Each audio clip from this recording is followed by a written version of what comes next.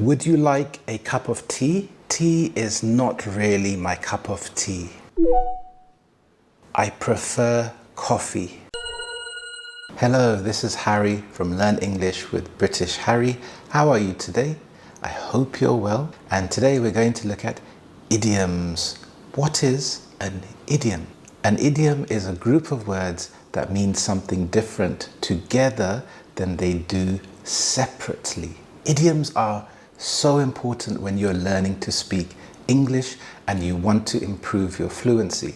This is because they add more color, they give a different way to explain something in English. Today I'm going to teach you 8 food idioms that you must know. Make sure that you watch the lesson the whole way through, because at the end of the lesson I have a fun quiz to test your understanding. Icing on the cake means something that makes a good situation even better. Hi, how's the game going? Shh, I'm playing. I won the game, but the icing on the cake was getting the perfect score. I won the game, but the icing on the cake was getting the perfect score. I won the game, but the icing on the cake was getting the perfect score. He won the game, so he was very happy. But what made it even better was getting the perfect score. So it was not essential that he got the perfect score, but it added that something extra on top. And here's another example. How was your holiday? It was amazing. The icing on the cake was seeing a shooting star. So when you have a cake and it's already delicious, but then you have the icing on the top, which makes it taste even sweeter. The icing on the cake was seeing a shooting star. So he had a really fantastic holiday, but what made it even better was seeing the shooting star. So that is the icing on the cake. Spill the beans. Spill the beans. This means to reveal some secret information. This surprise birthday party is going to be fantastic. Let's hide before he comes in. I accidentally spilt the beans and let him know. He accidentally revealed the secret surprise. Here's another example. I can't wait to watch the movie The Sixth Sense. Is that the one where at the end? Why did you tell me the ending? Sorry, I didn't mean to spill the beans. It just came out. It's a good ending though. Sorry, I didn't mean to spill the beans. It just came out. Maybe his friend was so excited to reveal the information, to reveal the ending, because he enjoyed it so much. He accidentally revealed the ending of the movie. So that was to spill the beans. To egg someone on. This means to encourage someone to do something that they often shouldn't do. You should try this spicy food. It's delicious. I don't really like food that's too spicy. Do it, do it, do it. I'm sorry for egging you on. I'm sorry for egging you on. His friend really wanted him to try the spicy food, but he knew it would be too spicy for his friend, but he was egging him on. He was encouraging him to try this spicy food. You should jump. Aren't there crocodiles in there? Jump, jump, jump. I'm sorry I egged you on. I'm sorry I egged you on. So his friend was apologizing. He was egging him on to jump into the river or the lake. Maybe he knew there were crocodiles. So this is something that he shouldn't have done, but the other person should have realized, hey, I'm being egged on here. You know what? I'm not going to jump into this lake. Cheap as chips. This means the price is low and that it is cheap. I like your t-shirt. Thanks. It was cheap as chips. It was only £2. Thanks. It was cheap as chips. It was only £2. So here his t-shirt was very cheap considering the other price of other t-shirts. Here's another example. Do you like my hat? I bought it on sale for £1. It was cheap as chips. I bought it on sale for £1. It was cheap as chips. The price of the hat was very low. It was very cheap, considering the original price or relative to the cost of other hats. Not my cup of tea. This means something that you don't enjoy. Do you like playing the piano? That's not my cup of tea, but I like breakdancing. That's not my cup of tea. So he didn't like to play the piano, but he liked breakdancing. So his preference is not to play the piano. Are you a morning person or a night person? I'm a morning person. Staying up late is not my cup of tea. I'm a morning person. Staying up late is not my cup of tea. So he likes to wake up nice and early and he doesn't like to sleep very late. So so he does not enjoy going to sleep late. This is his personal preference. Cry over spilt milk. So usually you put the word don't before. So don't cry over spilt milk. This means to not get upset or sad about something that has happened and that you cannot change. So you're better off moving forward, looking to the future and forgetting about the thing that's happened because you cannot change it. I need to catch the bus.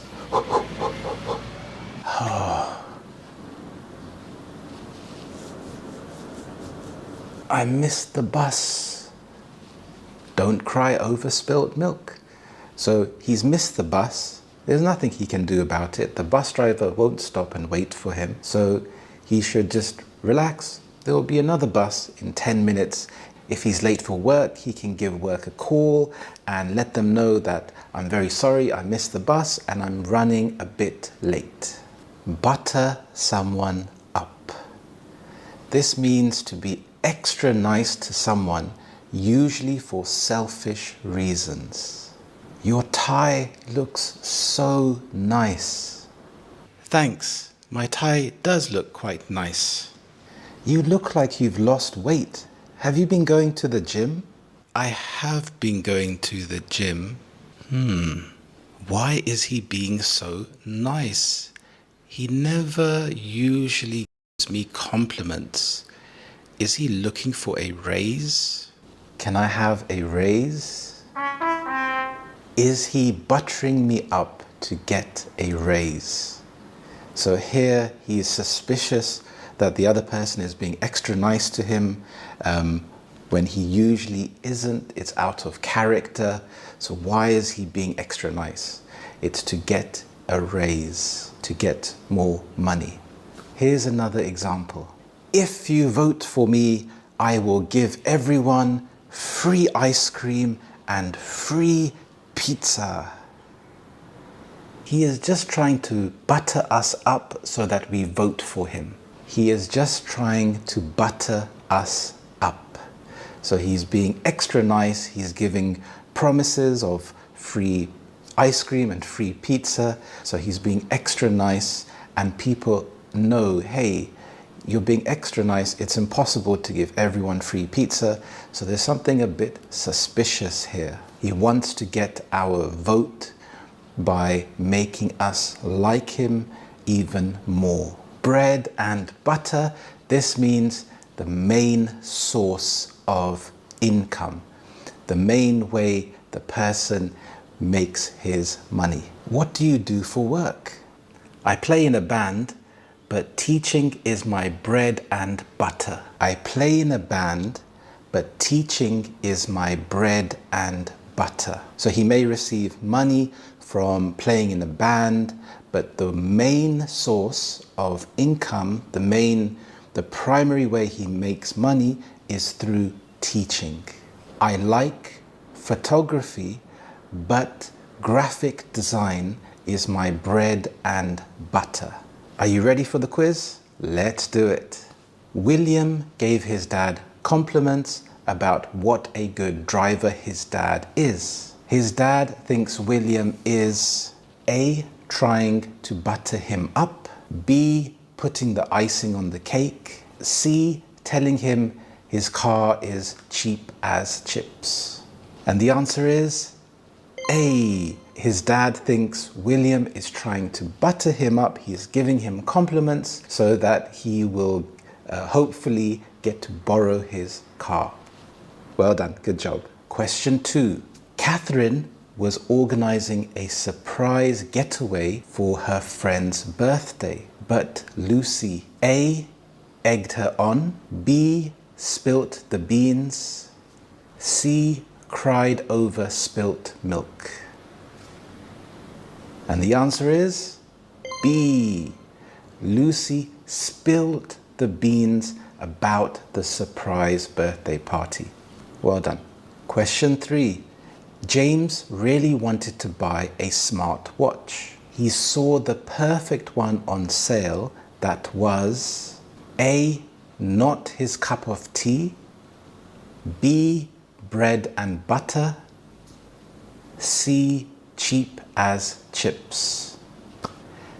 And the answer is C. Well done. He thought the watch was cheap as chips because it was on sale. Well done. Excellent job. I could kill for a burger right now. And I could murder some fries. Is it wrong to say I want? Of course it isn't. It's perfectly fine to say I want. However, there are other words and phrases you can use to expand your vocabulary. Saying I want sometimes can sound demanding or can be impolite. Here are some other ways you can say I want. I could kill for, I could murder, gagging for, gasping for, fancy, crave, itching for, up for, I have my eye on, in the mood for, desire, wish, hope, feel like, long for, fancy. You can also be fancy if you're going out to a fancy restaurant and you're wearing a tuxedo or a suit and you have a bow tie. Someone may say, oh, you look fancy. Or the restaurant may be fancy. Maybe there are fancy lights or fancy seating. So this is something which it looks very expensive. It looks like a place where you have to dress up. You will feel, oh wow, this is a very fancy place. It's a very expensive or exclusive place. Do you fancy going out tonight? Do you fancy going to the cinema? I'm going out for a walk. Do you fancy coming? When you say fancy, or I fancy doing something, do you fancy doing something? Do you fancy having a takeaway tonight? Maybe you already want something, but you would like someone else to also want that. So it's a friendly way of seeing if the other person is interested. Fancy also has some other meanings. It could mean that you are attracted to someone. You could say, I fancy her, I fancy him, or in a conversation, oh, she fancies you, or he fancies you. Gasping for. This is when you urgently need or want something. When you gasp, It's a sudden intake of air. So you don't have oxygen, you can gasp maybe when you're shocked or when you're surprised. I'm absolutely gasping for a cuppa right now. Or I'm absolutely gasping for a cup of tea right now. Maybe you've been working and you've had a long shift and you haven't had a chance to sit down and relax and have a cup of tea. So you're gasping to have that moment of relaxation. I'm gasping for some fresh air. Let's take a walk right now. Maybe you've been inside the whole day, inside the office. Maybe you're remote working and been inside the house the whole day. So it feels like you're suffocating and you want to get out and have some fresh air. I could kill for. This means that you want something so much that you would do almost anything to get it. I haven't had a pizza in weeks. I could kill for a slice right now. After a long day at work, I could kill for a hot bath and a good book. I'm so hungry, I could kill for a juicy burger and some fries. With this heat, I could kill for an ice-cold lemonade. After being on a diet for months, I could kill for a piece of chocolate cake. If you have been on a diet or restricted your eating, trying to be healthy for months, it can be very, very difficult. And so you may be thinking and dreaming about a chocolate cake. And so it's something that you could kill for. You really, really want to have it. I could murder. So I could murder something. This is usually related to food or drinks, and it's something that you want to have right now. It's been ages since I've had a good cup of coffee. I could murder one right now. After a long day at work, I could murder a pint at the pub. So a pint is a pint glass of alcohol, of beer that you would buy at the pub. So maybe you've had a long day at work and you're looking forward to relaxing, going to the pub and having a drink. I'm so hungry, I could murder a kebab. When you're really, really hungry, you start to think of unhealthy options. So rather than saying, I could murder a salad right now, it would be something unhealthy, murder a kebab. Gagging for. This is something that you are very eager to have or to do. This is a very informal phrase. It's a phrase that you would only use with friends, and you wouldn't say this at work. It's so hot. I'm gagging for an ice cream. I'm gagging for a good laugh. Let's watch a comedy show. I'm gagging for some fresh air. Let's go for a walk. Gagging is when you have something in your throat and you're choking, and so you cannot breathe. If you think about medication, if you're taking a tablet or a pill and you're trying to swallow it and it's getting stuck in your throat, it's hard to breathe. So this action of gagging is something where you are desperate for oxygen. So here, for example, when you are gagging for a laugh, you may be having a bad day, you may be feeling sad, and you want to feel good. So you're desperate to feel good. So you are gagging to watch a comedy show or a movie to feel better. Crave. When you crave something, you have an intense desire for something. I have a craving for chocolate. So it's something that you want right now. Even if it's late at night and you have a craving, that craving would take over and maybe you drive to the petrol station to get that piece of chocolate. I'm craving for pizza. So you have an intense desire. Maybe you've been healthy and you have a cheat day and you think, I have this intense desire to have that pizza. Usually craving is something unhealthy. I wouldn't really have a craving for salad, but I would have a craving for all of the unhealthy food. Pregnant women usually have cravings. They may have cravings again for strange foods or strange combinations. Maybe it's something like a Marmite sandwich, or maybe it's something that they wouldn't usually have. Maybe it's something like fizzy drinks or sweets or snacks.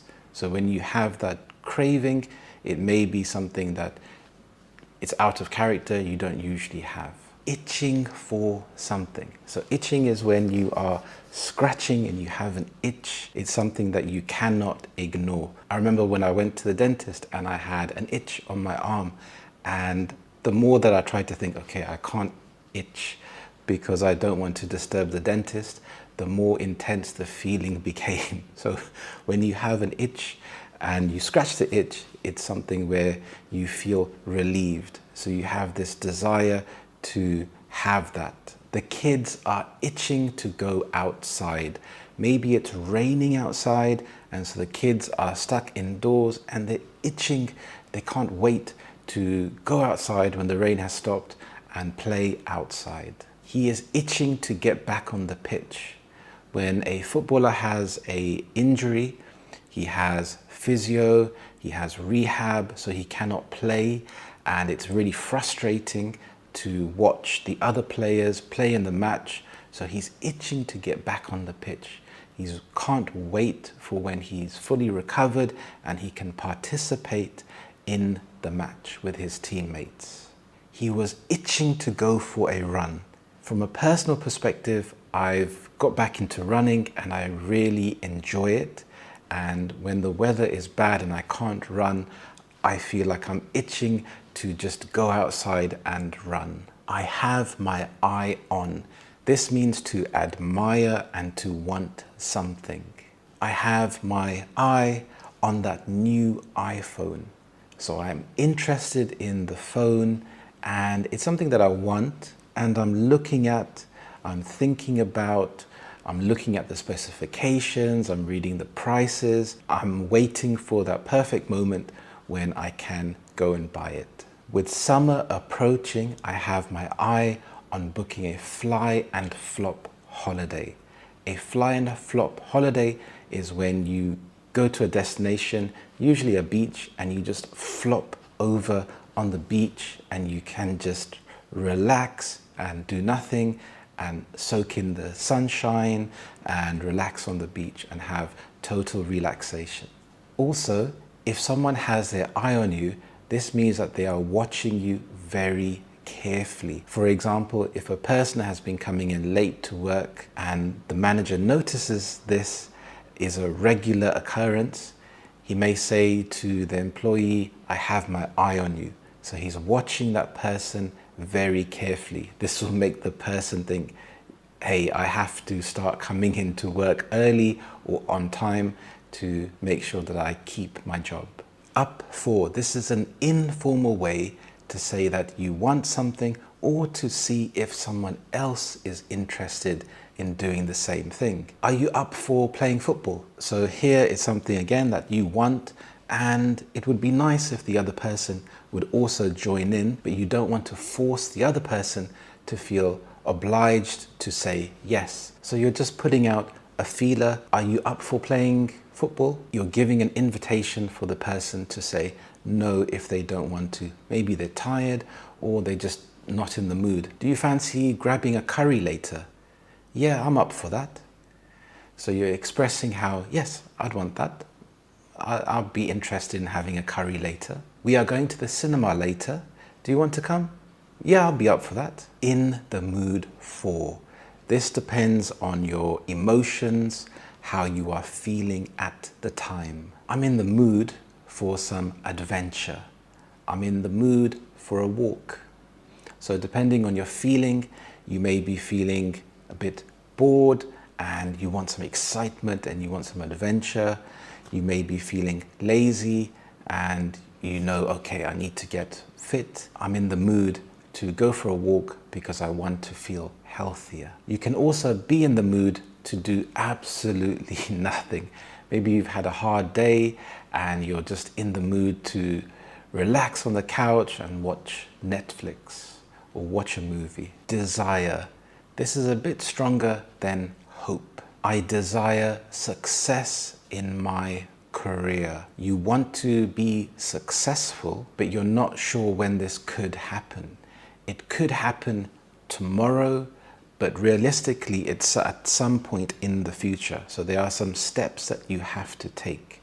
If you desire success, you have to perform well in your job, you have to be promoted, but also success can mean different things to different people. Maybe it means having personal satisfaction, maybe making more money, or having prestige and being at a certain level, but these all take steps. You cannot just snap your fingers and have success.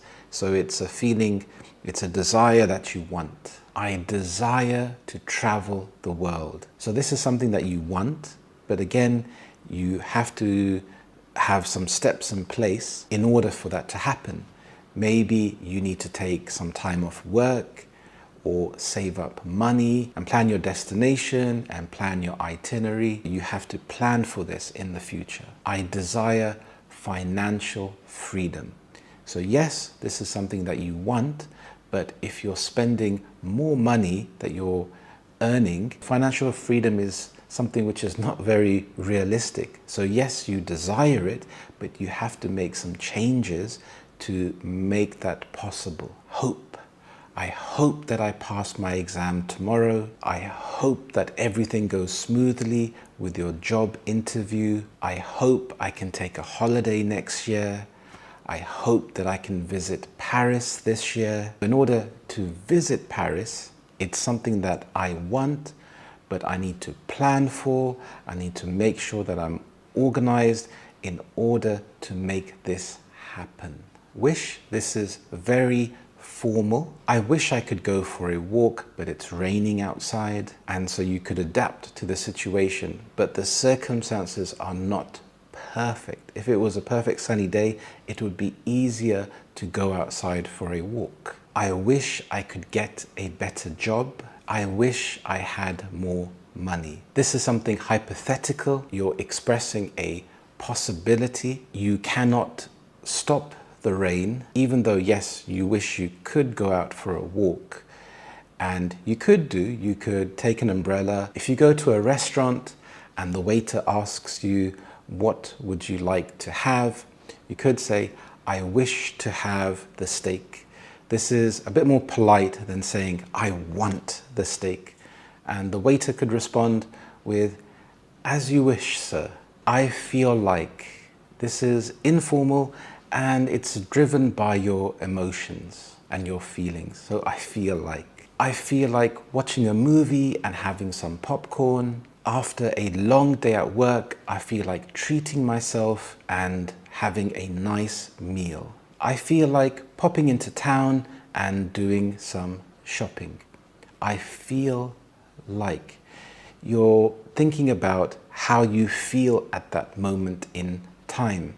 Maybe you are feeling bored or sad and you want to get rid of these feelings or do something more positive to make yourself feel better. Long for.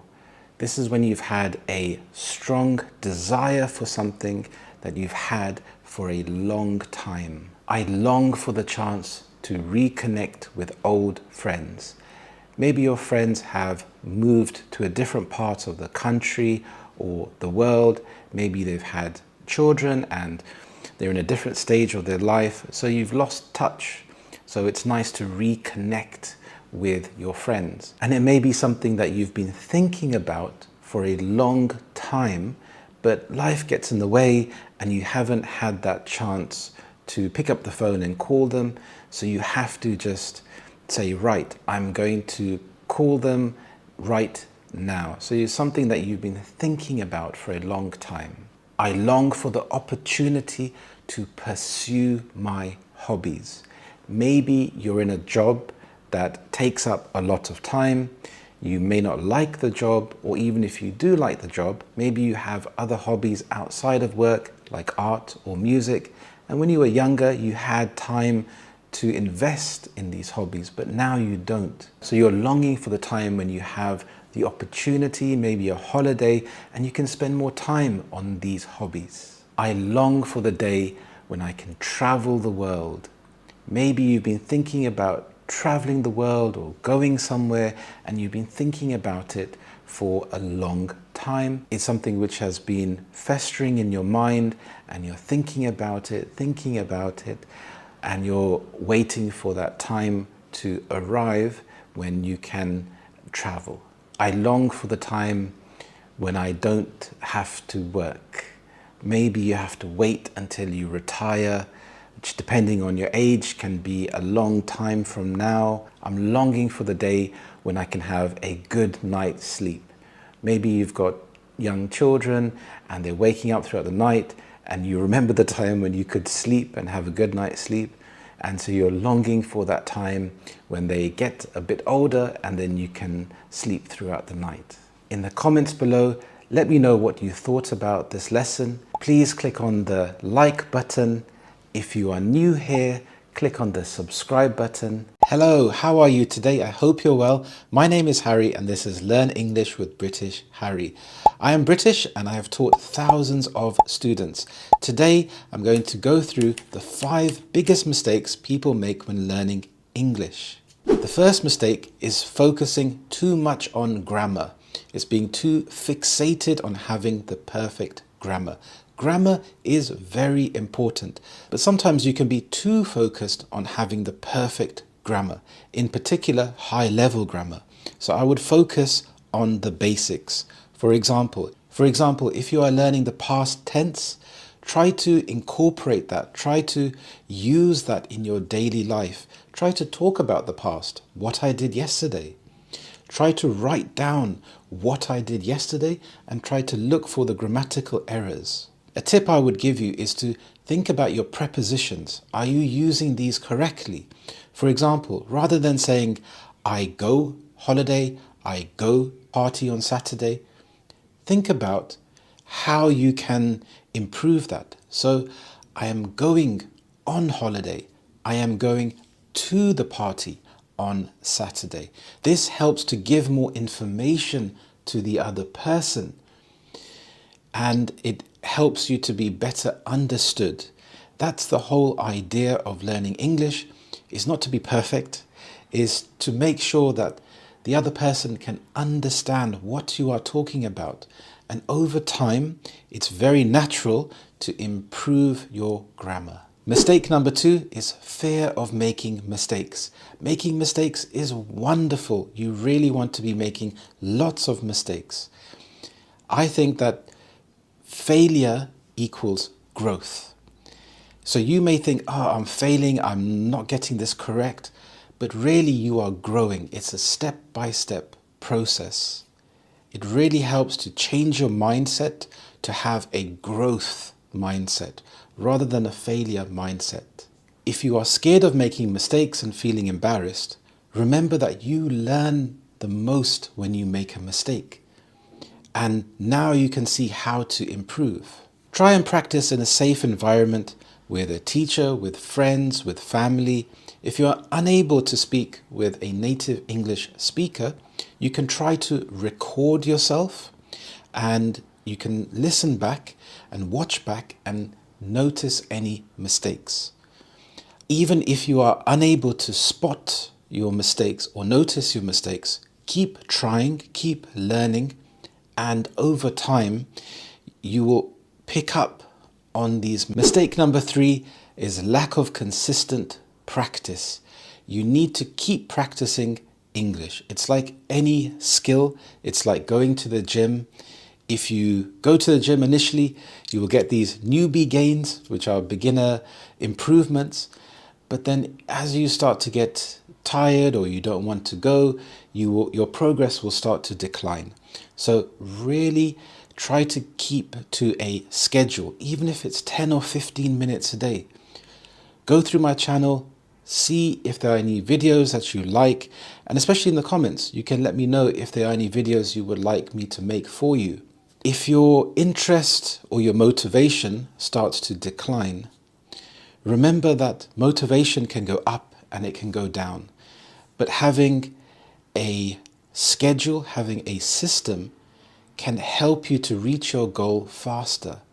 If that means studying for 10 minutes in the morning or 10 minutes on the train or on the bus to work, or when you get home, 10 minutes at home. Try thinking in English. This is very helpful. You can also download my free ebook, which gives you very good practical tips that you can use to help you improve. Think about how you can interact with English. Think about your hobbies, your interests, and how can I do these in English?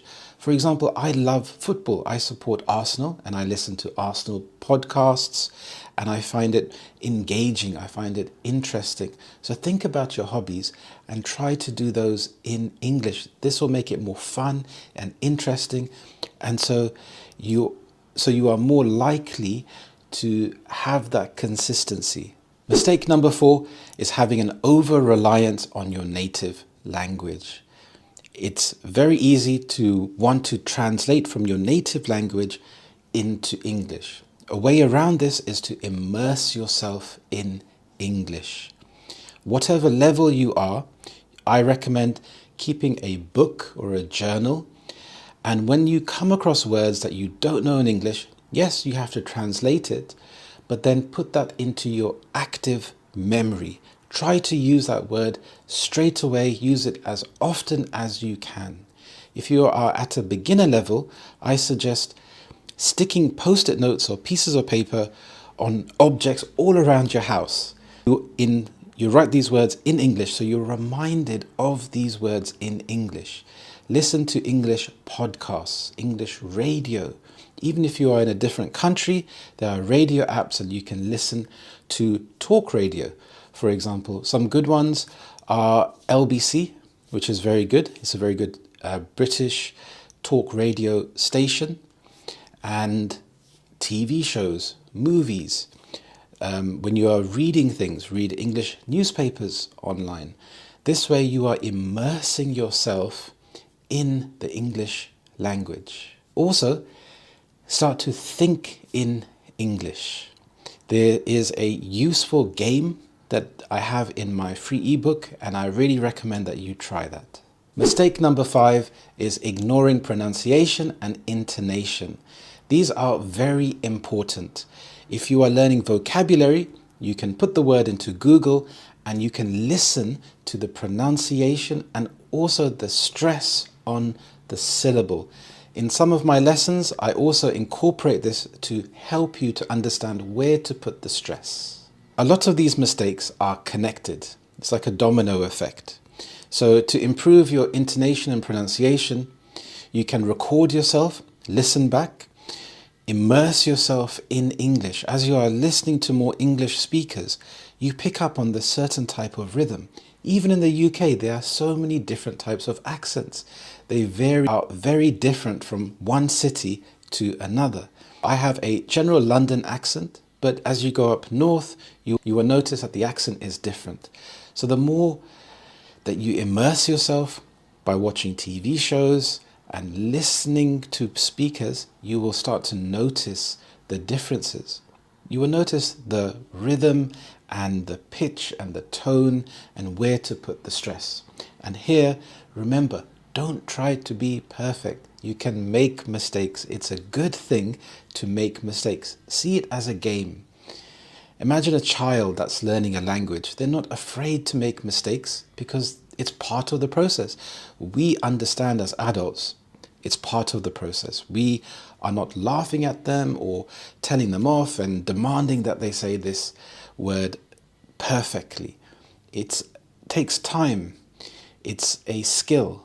Remember to check out my ebook that I have made for you.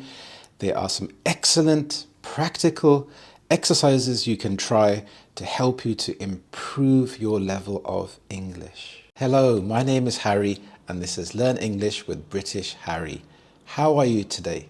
I hope you're well. Today we're going to learn 10 must-know English idioms to help you to sound like a native speaker. To keep a stiff upper lip. This means to be brave and keep calm in a difficult situation. When someone starts to cry, their top lip starts to quiver. It starts to move slightly. So to have a stiff upper lip means to keep it still. This idiom is very common in the UK. You also have the phrase to keep calm and carry on. So when you have a stiff upper lip, you are not complaining about something and you're just carrying on with something. Sometimes this is not always the best thing. If you are struggling, sometimes it's a good thing to ask for help. You don't always want to have a stiff upper lip. Here are some example sentences. Even when the company faced financial difficulties, the CEO kept a stiff upper lip, and this motivated the staff. So because he kept a stiff upper lip, he remained brave. He showed that the problems and the difficulties didn't affect him. During the storm, she kept a stiff upper lip, and this reassured people around her. So she didn't panic. She kept a stiff upper lip. She was brave, and she didn't let her emotions overcome her.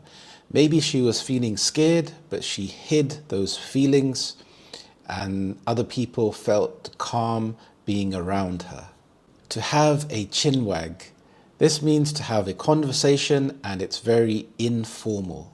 We had a lovely chinwag over a cup of tea, catching up with all the news. So here, maybe there are friends that haven't seen each other for a while, and they sit down and they have a friendly conversation. After not seeing each other for years, they sat down for a good chinwag.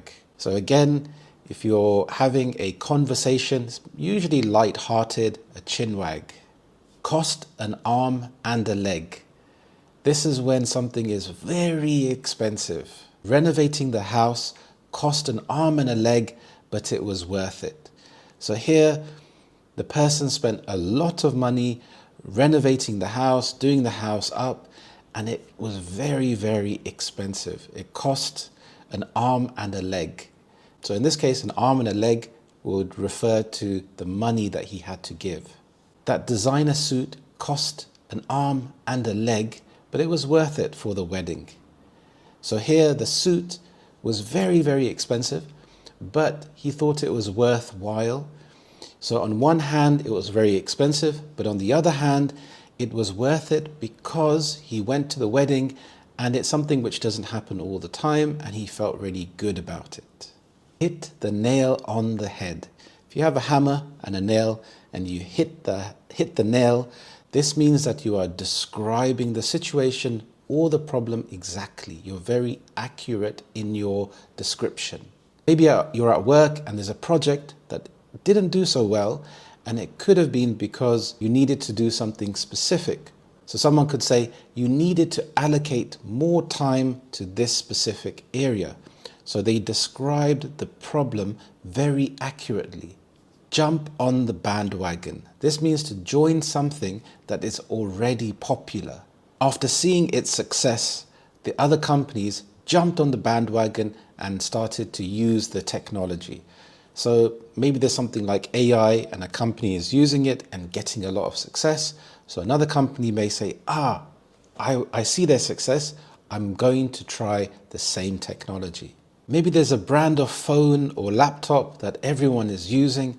And so then you jump on the bandwagon and you buy the same device. So in a way, you don't want to miss out. You don't want to have FOMO, which is fear of missing out. So you jump on the bandwagon and join something that is already popular.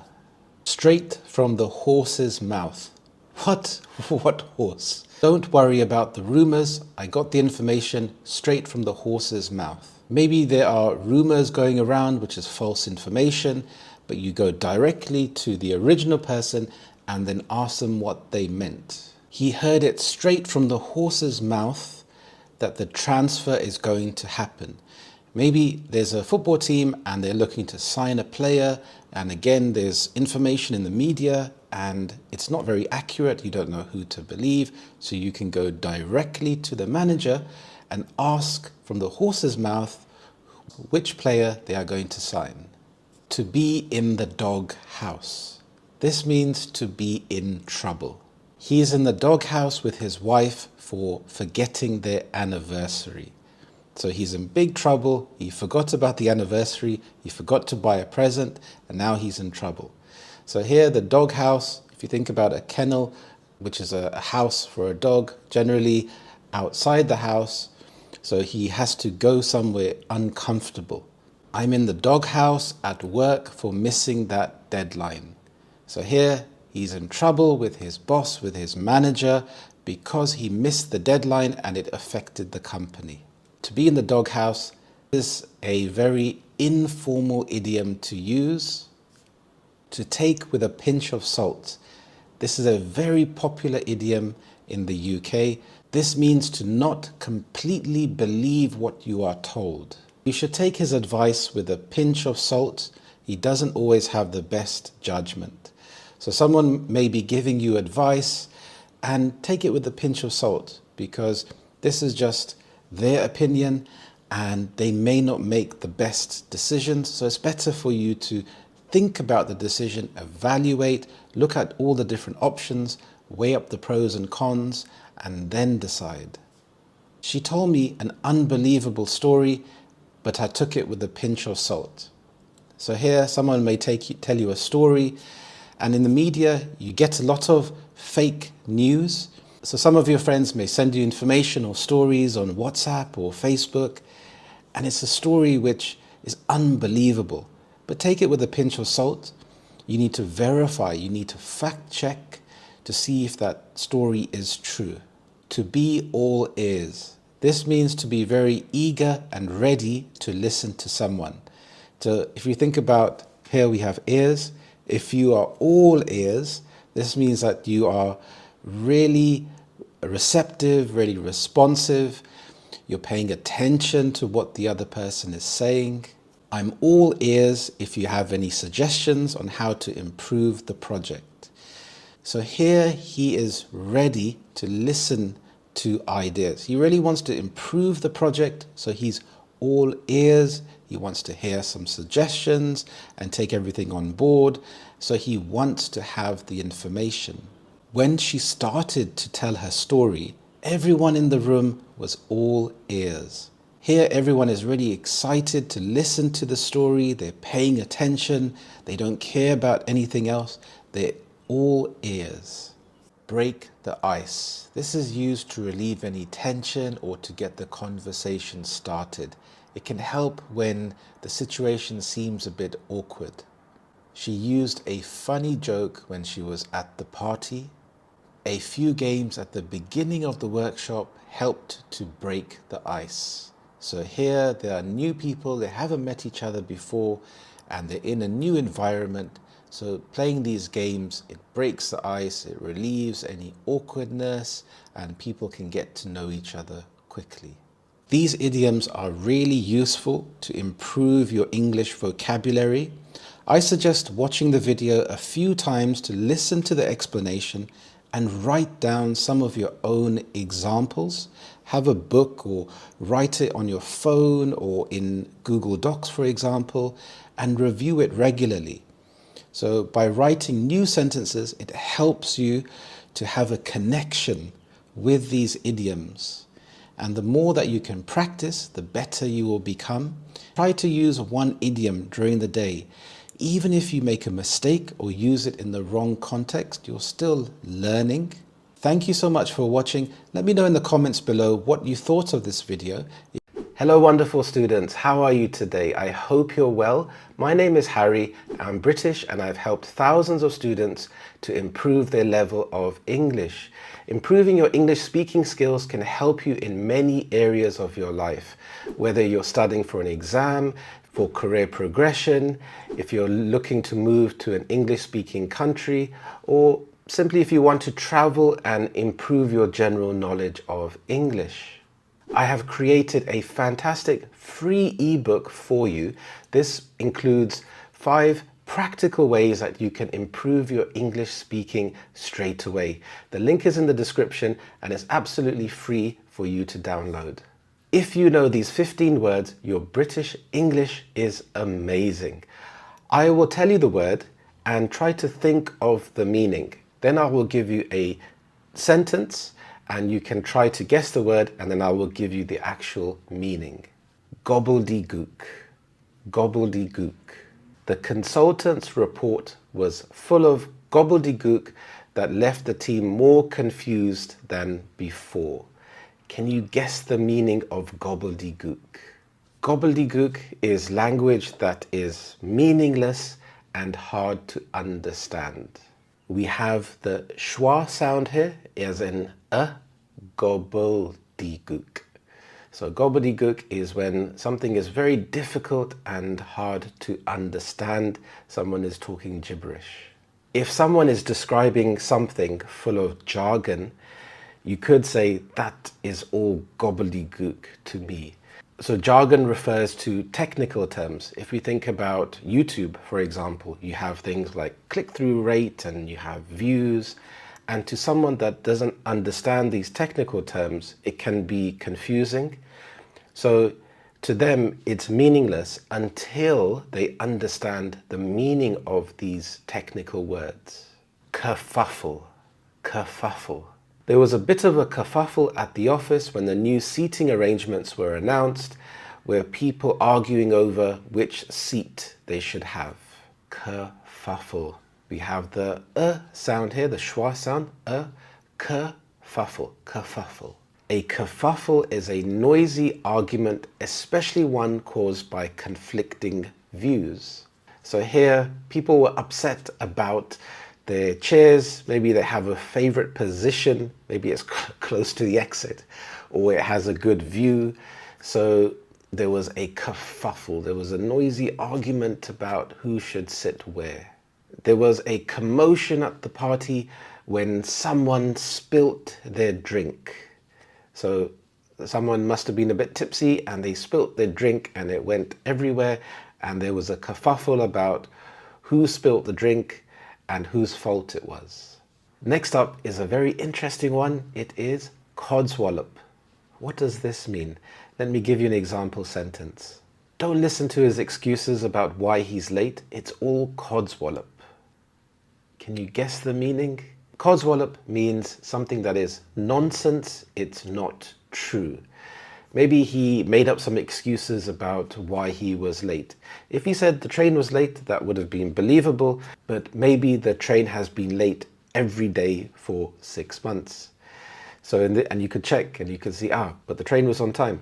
So it's all codswallop, it's all nonsense, it's not true. The idea that the company could double its profits in a month without any changes is pure codswallop. It's codswallop to believe that you can run a marathon with 1 day of training. So it's something which is unbelievable. It's just nonsense. This is a very interesting one. A brouhaha. What is a brouhaha? The celebrity's unexpected outburst led to a media brouhaha. A brouhaha is a noisy and overexcited reaction to something. So the celebrity's outburst, maybe they lost the plot and said something outrageous or destroyed a reporter's camera. It led to a media brouhaha. So everyone in the media got excited because they could tell this story to the public and they were overly excited about this. The announcement of the new policy caused a brouhaha among the employees who were upset about this. Maybe their salary was cut and it caused a brouhaha. So here there's a noisy reaction. So they're expressing their concerns, even though they are not excited as in being happy, they are raising their voices about this new policy. Higgledy-piggledy. Higgledy-piggledy. What does this mean? The children's toys were scattered higgledy-piggledy across the living room, making it impossible to walk without stepping on something. Higgledy-piggledy means disorderly or chaotic. The stress is on the first syllable higgledy-piggledy. The children's toys are everywhere. They're not organized. It's just chaos. And so It's very difficult to walk without stepping on something and hurting your foot. The papers on his desk were arranged higgledy-piggledy, reflecting the chaos of his work schedule. So his work, his papers, they were everywhere because he just felt he had too much to do. He was under a lot of stress, and his desk was just very disorderly. It was chaos. Skive. He decided to skive off work on Friday for the long weekend without telling his manager. Skive means to avoid work or duty by staying away or leaving early. If you keep skiving off school, you will fall behind on your coursework. So if you keep missing school, you'll miss out on important lessons and you'll fall behind and you may eventually fail. Bodge. This is a very interesting word to say, bodge. Instead of doing a proper job, he bodged the installation, which caused more problems later. To bodge means to make or repair something in a clumsy or makeshift way. So maybe it was a boiler and the person he bodged the installation. So he didn't install the boiler properly and it led to more problems later. The temporary repair was a bit of a bodge, but it got the job done until we could repair it later. Maybe you have a flat tire and you put a patch on the tire and have a temporary solution. So it's a bodge job until you can get the tire replaced. Mull. She decided to mull over the job offer before making her decision. You got it? Mull means to think about something deeply. After mulling over the proposal for several days, he came to a conclusion about the project. Maybe you have to choose a new supplier at work and you have many options, so you have to mull over, you have to think about what is the best option to choose. Doddle. The exam was a complete doddle. I finished the exam in half the time I had expected. Doddle is something that is very easy to do. So the exam was very easy because I prepared very hard for the exam and I finished it in half of the time that I expected it to take. Fixing the washing machine was a complete doddle with the help of watching a YouTube video and the correct tools. Even if something seems very difficult, it can become a doddle by having more experience or having the right knowledge. Gormless. He looked gormless after struggling to explain how he lost his third phone in a week. Gormless means foolish, lacking intelligence, or lacking common sense. Another informal word, poppycock. The idea that we could solve this problem overnight is just poppycock. It's going to take much longer. Poppycock means something that is untrue, that is nonsense or silly. In this case, thinking that you can solve climate change overnight is just ridiculous. It's going to take a lot longer, but with small steps, it can happen. But making these claims, it's poppycock. His claims about the financial status about the company was dismissed as poppycock by the analysts. So maybe someone was making claims that the company was not making as much money as expected or were not projected to be making as much money in the future. And the analyst said, this is absurd, this is untrue, it's ridiculous, it's poppycock. Twee. What does this mean? Let me give you an example sentence. The cafe's decor was a bit too much for my taste with its frilly curtains and vintage cups.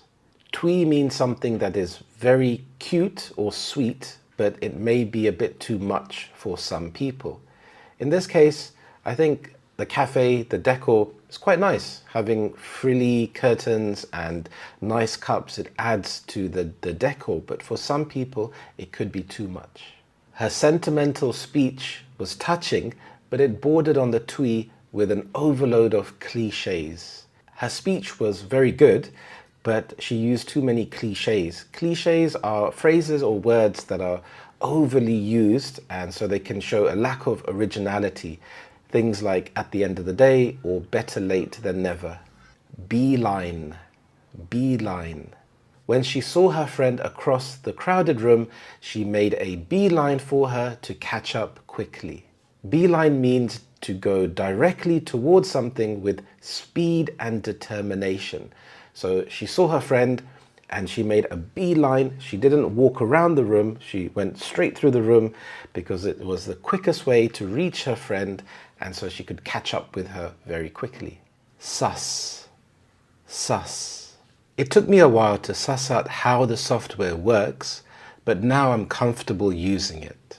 Sus is an informal word that means to figure something out or to understand something.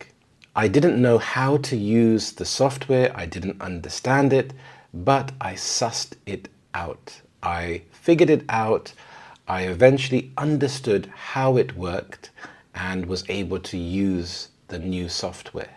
Penchant, penchant. She has a penchant for collecting rare books. Penchant means a strong liking for something or a tendency to do something. It's a word borrowed from French. In American English, it would be pronounced as penchant, but in British English, it closely resembles the French pronunciation. It's not exact, so it's penchant. He has a penchant for silk ties. So he doesn't like normal ties. They have to be silk, which is more expensive. So he has a strong liking for that type of material. I hope you enjoyed this lesson.